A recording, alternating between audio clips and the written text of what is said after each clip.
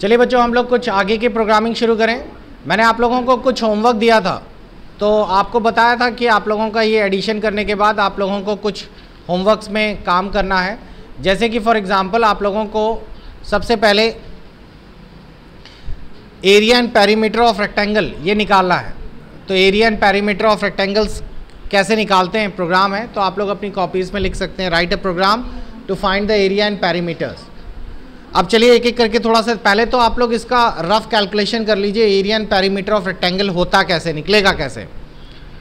हम लोगों के पास एक रेक्टेंगल है, ये रफ की बात हो रही है, ये फ्लो चार्ट में भी आप लोग एक्सप्लेन कर सकते हैं। ये है आप लोगों का लेंथ और ये है ब्रेथ। एरिया निकालने के लिए आपको L इंटू बी करना है, यही तो क्वेश्चन है। अब आप लोग खुद सोचिए कि जब आपको कॉपी पे एरिया निकालना होगा तो आपको L और B की वैल्यू चाहिए होगी। तो इस प्रोग्राम में L की वैल्यू और B की वैल्यू यूज़र से इनपुट करानी पड़ेगी। L और B की वैल्यू मिल जाएगी यूज़र को, और फिर हम लोग कैलकुलेशन बॉक्स में A equal to L into B लिख देंगे, और आउटपुट में हमें क्या दिखाना होगा, जाहिर है एरिया, यानी A आउटपुट में चला जाएगा। लेकिन इसी प्रोग्राम में मैंने एक चीज़ और जोड़ दी कि साथ ही साथ पेरीमीटर भी निकालना है। तो पेरीमीटर के लिए आपको एक फार्मूला और जोड़ना पड़ेगा, 2L प्लस बी। लेकिन अगर आप लोग ये फार्मूला लिखेंगे तो ये गलत हो जाएगा। गलत इसलिए हो जाएगा क्योंकि 2 के साथ हम तो अंडरस्टूड हैं कि L प्लस बी का मल्टीप्लाई हो रहा है, लेकिन कंप्यूटर नहीं अंडरस्टूड है, तो कंप्यूटर को यहाँ पे मल्टीप्लाई के लिए एक सिंबल देना पड़ेगा, तब वो उसे मल्टीप्लाई करेगा। अब मैं पूरा प्रोग्राम आपको जल्दी से बना के दिखाता हूँ तो आपको समझ आ जाएगा। सबसे पहले हम लोग ऊपर हेडर फाइल इंक्लूड करते हैं। हेडर फाइल के लिए हमारे पास है हैश इंक्लूड। लगातार आप प्रोग्रामिंग करेंगे तो आपको ये रट जाएगी। उसके बाद आपको लगे हाथ तो सेकंड फाइल भी ऐड कर लेनी है, hash include standard input output. साथ ही साथ आप लोगों को मेन फंक्शन यहाँ डिक्लेयर कर देना है। ये आपकी करली ब्रैकेट्स हैं और इसी बीच आपका पूरा प्रोग्राम रहेगा। Get ch। आप चाहें तो ऊपर एक नॉन एग्जीक्यूटिव डिक्लेरेशन या स्टेटमेंट लिख सकते हैं इस तरीके से, program for area and perimeter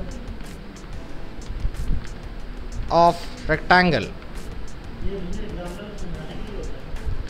ये सभी व्यूअर्स को समझाने के लिए होता है, ठीक है। अब नेक्स्ट आपको पहला कमांड होता है डिक्लेरेशन। तो आप लोगों ने देखा इंटीजर हमें एज लेंथ चाहिए, साथ ही साथ ब्रेथ चाहिए, एरिया चाहिए, और पेरीमीटर के लिए मैंने PERI लिख दिया, थोड़ा सा कैलकुलेशन में आसानी हो जाएगी। एरिया के लिए भी आप लोग पूरा पूरा एरिया भी लिख सकते हैं, लेकिन ऊपर जो आप लोग सिंटेक्स डिक्लेयर करेंगे वही पूरे प्रोग्राम में भी होंगे। अब आगे बढ़ते हैं। अब आप लोगों को 2 वैल्यू इनपुट करानी है, तो इनपुट कराने के लिए आपको इनपुट स्टेटमेंट कौन सी बताई गई है, scanf। आपने scanf कमांड का यूज़ किया, लेकिन आपको 2 बार स्कैन करने हैं, 2 नंबर स्कैन करने हैं, तो 2 बार हमने %d लगा दिया। यहाँ पर हमने लिख दिया L की वैल्यू स्कैन करिए एंड B की वैल्यू स्कैन करिए। एंड B का मतलब एड्रेस होता है, वो भी हम आगे बात करेंगे एड्रेस क्या होता है, मेमोरी के एक सेल का लोकेशन। अब उसके बाद L और B की वैल्यू कंप्यूटर को इनपुट में मिल गई। अब कैलकुलेशन पार्ट आ गया। A इक्वल टू बताइए क्या होना चाहिए, L मल्टीप्लाई B, और सेमीकोलन हर लाइन के आखिरी में लगेगा ताकि ये लाइन टर्मिनेट हो गई। उसके बाद फिर हम लोगों ने यहाँ पे PERI लिखा। पेरीमीटर क्या होना चाहिए, 2 ब्रैकेट में L प्लस B। आप मुझे बताइए क्या मैं ब्रैकेट ना लगाऊं तो क्या कोई दिक्कत हो जाएगी, बिकॉज फिर बॉडमास रूल के हिसाब से पहले 2 इंटू L हो जाएगा। अब हम लोगों को आउटपुट चाहिए। आउटपुट के लिए हम लोगों ने लिखा printf, और printf में हम लोगों को 2 प्रिंट निकालने हैं, तो हमने 2 बार %d लिख दिया।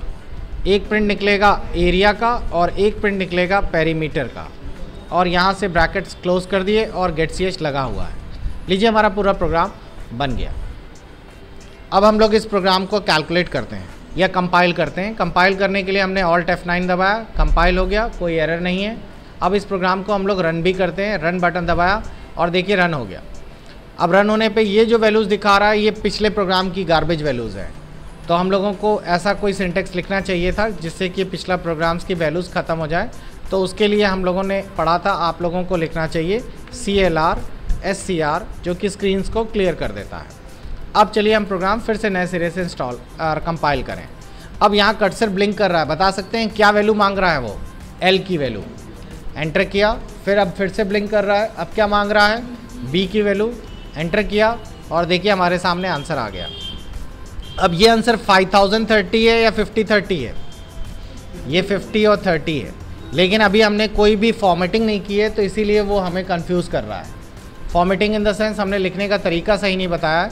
तो हम लोगों को यहाँ printf में लिखना चाहिए एरिया इक्वल टू, तो यहाँ पर पता चल जाएगा कि एरिया इक्वल टू %, यानी पहले एरिया इक्वल टू जो लिखा है ये एज इट इज़ लिख कर आ जाएगा। और उसके बाद फिर हम लोगों ने लिख दिया पेरीमीटर इक्वल टू। अब पेरीमीटर जो है वो लिख कर आ जाएगा। अब देखिए मैं फिर से कंपाइल कर रहा हूँ, अब मैं यहाँ पे वैल्यू दे रहा हूँ और अब आपका लिख कर आ रहा है area equal to 30 and perimeter equal to 22। लेकिन अभी और भी गड़बड़ी है, ऐसे प्रोग्राम रन करा देते हैं तो हमें तो पता है L और B की वैल्यू देनी है, एक नए यूज़र को क्या पता चले। तो इसके लिए हम लोगों को यहाँ पर थोड़ा और भी अच्छा करना चाहिए। प्रोग्राम में हमें ऊपर एक प्रिंट स्टेटमेंट, आउटपुट स्टेटमेंट ऊपर ही दे देनी चाहिए। और यहाँ हमने print statement they the, enter the value of L, ये रही। तो लेंथ इनपुट कराइए। तो इससे क्या होगा, प्रिंट स्टेटमेंट में जो इन्वर्टेड कॉमा में लिख दिया जाता है वो कांस्टेंट एज इट इज़ छाप देता है स्क्रीन पर, तो वो स्क्रीन पर ऐसे ही छाप देगा। और अब हम लोगों को L की वैल्यू सिर्फ इनपुट करानी, क्योंकि हमने ऊपर अपने उसमें L ही लिखा है, तो व्यूअर्स को लेंथ की वैल्यू इनपुट कराने को मिल जाएगी। इसके साथ साथ अब हम लोग नीचे एक कमांड फिर से लिखेंगे, इस बार हम लोगों को ब्रेथ चाहिए। तो मैं जल्दी के लिए इसकी कॉपी कर लेता हूँ, इसमें कॉपी कमांड काम करता है। कॉपी की कंट्रोल C नहीं होती इसमें, आप देख रहे हो कॉपी के लिए कंट्रोल इंसर्ट और पेस्ट के लिए शिफ्ट इंसर्ट यूज़ किया जाता है। और यहाँ पे लेंथ को मिटा के मैंने कर दिया, यहाँ पे लिखना है ब्रेथ, और साथ ही साथ यहाँ L की जगह क्या हो जाएगा, B। अब चलिए प्रोग्राम रन कराते हैं। प्रोग्राम हमने कंपाइल किया और रन कराया, देखिए लिख कर आ रहा है enter the value of length, आपने लिखा 50, enter the value of breadth, आपने लिखा 10, लिख कर आ गया एरिया इक्वल टू इतना और पेरीमीटर इक्वल टू इतना। अब ये एक कंप्लीट प्रोग्राम बन गया है। अब आपको आई थिंक ये समझ आ गया होगा। बहुत सारे बच्चे इसी में कंफ्यूज रहते हैं, बहुत सारे बच्चे यही पूछते रहते हैं सर पहले प्रिंट लिखें या पहले स्कैन लिखें। ऐसा नहीं है, प्रिंट और स्कैन कोई भी लिखा जा सकता है, ये डिमांड्स क्या है इस पर डिपेंड करता है। आप पहले वाले लाइन पे भी आप देखें, अगर मैंने प्रिंट नहीं लिखा था तो भी रन कर रहा था, लेकिन व्यूअर फ्रेंडली नहीं था, व्यूअर्स को समझ नहीं आता। इस तरह लिखने से व्यूअर्स को हर वैल्यूज़ या हर सिंटेक्स का क्लियर कट पता चल रहा है क्या क्या करना है। तो आपके सारे प्रोग्राम्स इसी तरीके के होंगे। अगला प्रोग्राम जो आप बनाएंगे वो है कन्वर्ट करना है सेंटीग्रेड को फ़ारेनहाइट में। साथ ही साथ एक प्रोग्राम आप और बनाएंगे कि आप लोगों को किलो बाइट्स को बाइट्स में कन्वर्ट करना है। और एक प्रोग्राम आप और बनाएंगे area of circle and perimeter. यहाँ पे थोड़ा सा चेंज हो जाएगा और वो आप इंटीजर की जगह फ्लोट्स का इस्तेमाल करेंगे, क्योंकि एरिया ऑफ सर्कल में पाई का इस्तेमाल होता है जो कि पॉइंट्स वैल्यूज़ है। आई थिंक अब आपको क्लियर हो गया होगा। चलिए जल्दी से बनाइए और फिर प्रोग्राम शो करिए। चलिए हम नेक्स्ट टॉपिक पे शिफ्ट होते हैं। टॉपिक है हमारा, हमारे पास फ़ारेनहाइट में डेटा दिया गया है और आपको सेल्सियस में बदलना है। फ़ारेनहाइट और सेल्सियस का किसी को फॉर्मूला पता है? फ़ारेनहाइट से सेल्सियस में चेंज करने का फॉर्मूला C = F-32 × 5/9। ये फॉर्मूला आपको पता होना चाहिए, तभी आप लोग फ़ारेनहाइट को सेंटीग्रेड में बदल पाएंगे। क्लियर हुआ? अब इस फॉर्मूले को ध्यान पे रख के हम लोग काम करेंगे। देखिए जब डिवाइड वगैरह आ गया तो बट नेचुरल है कि अब पॉइंट्स में वैल्यू निकलने वाली है, तो अब उसके लिए हमें यहाँ पे डिक्लेरेशन में इंटीजर की जगह फ्लोट वैल्यू यूज़ करनी पड़ेगी। यहाँ पर हमें लिखना पड़ेगा फ्लोट, FLOAT। अब हमें इस प्रोग्राम में क्या क्या नंबर्स चाहिए होंगे, एक फ़ारेनहाइट चाहिए होगा और एक सेंटीग्रेड चाहिए होगा, सेल्सियस चाहिए होगा। हमें यूज़र से वैल्यू पहले इनपुट करानी पड़ेगी। हमने यहाँ पे स्कैन F करा दिया। स्कैन क्या करानी है वैल्यू, अब यहाँ मैं %F यूज़ कर रहा हूँ बिकॉज मैंने ऊपर फ्लोट डिक्लेयर किया, और यहाँ पे मैंने लिख दिया स्कैन F। अब उसके बाद मेरे को यहाँ पे f की वैल्यू स्कैन करानी है, तो मैंने यहाँ पे लिख दिया scan f and f, enter किया। सेंटीग्रेड कैलकुलेट होगा, वही फॉर्मूला लगाया, ब्रैकेट में f minus 32 bracket close into 5/9, और फिर मैंने लिख दिया प्रिंट f, और फिर मैंने यहाँ लिख दिया सेल्सियस इक्वल टू %f, और यहाँ c की वैल्यू लिख दी। बस हमारा प्रोग्राम हो गया। लेकिन प्रोग्राम को थोड़ा सा और अच्छा बनाने के लिए यहाँ पर हम लोग printf कमांड लिख देते हैं और यहाँ अंदर लिख देते हैं एंटर द वैल्यू ऑफ, या enter the value in Fahrenheit.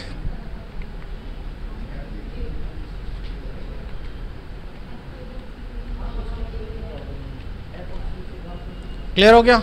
चलिए अब प्रोग्राम को कंपाइल करके रन करते हैं। अब इसमें दिखा रहा है एक एरर है, पता करते हैं एंटर करते ही क्या एरर है।